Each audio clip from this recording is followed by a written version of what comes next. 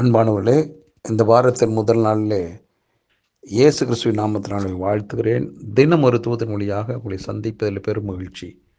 இந்த நாளிலே சங்கீதங்களின் புஸ்தகம் 37 40வது வசனம், கர்த்தர் அவர்களுக்கு உதவி செய்து அவர்களை விடுவிப்பார்.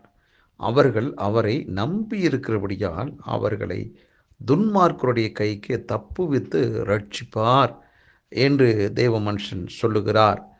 தன் ஆண்டவரை அவன் புரிந்து கொண்ட விதம், அவருக்கு கிடைத்த ஒரு வெளிப்பாட்டின் அடிப்படையில் இந்த வார்த்தையை சொல்லுகிறார். இன்றைக்கும் இந்த வார்த்தையின் மூலமாக நம்மோடு ஆண்டவர் பேசுகிற ஒரு தூது என்னன்னா, கர்த்தர் அவர்களுக்கு உதவி செய்து, இன்றைக்கு வாரத்தின் முதல் நாள், இன்றைக்கு இந்த சத்தத்தை கேட்டு யார் யாரெல்லாம் ஆண்டவரை ஆராதனை செய்வதற்காக புறப்பட்டு போகிறோமோ அவர்களுக்கான ஒரு நல் வார்த்தை இந்த வார்த்தை.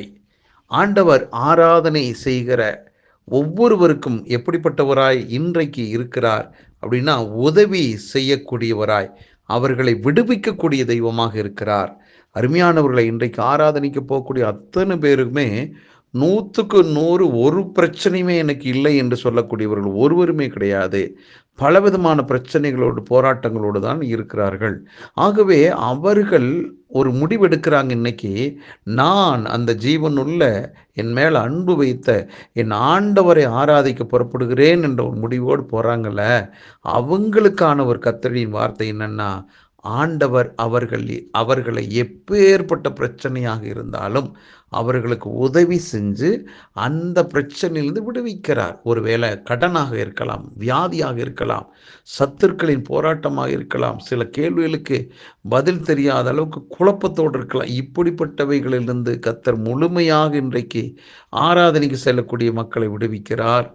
அதே போல அவர்களுக்கு உதவியும் செய்கிறாராம்.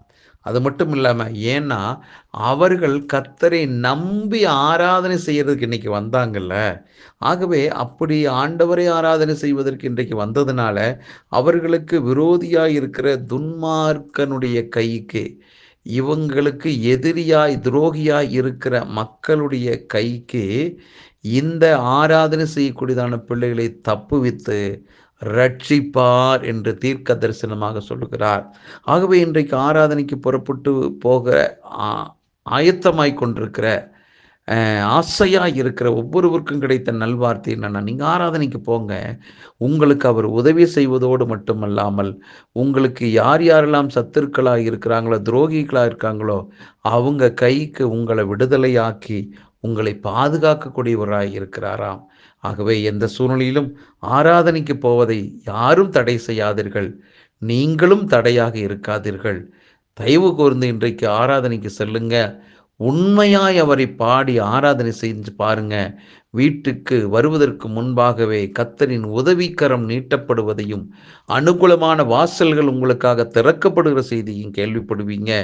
இதுவரை அடைக்கப்பட்டிருந்த நீங்கள் சுதந்திர காற்றை சுவாசிக்கிற ஒரு சுதந்திர பறவையாய் வானத்தில் உயர நீங்கள் பறப்பீங்க.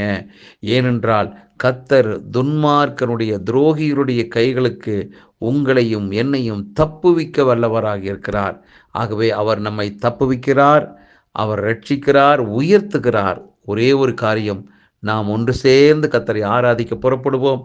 இந்த நாள் நமக்கு ஒரு வெற்றி நாளாக, அனுகூலமான நாளாக இருக்கட்டும். பரலோக பிதாவே, இந்த நல்ல வேலைக்காக நன்றி.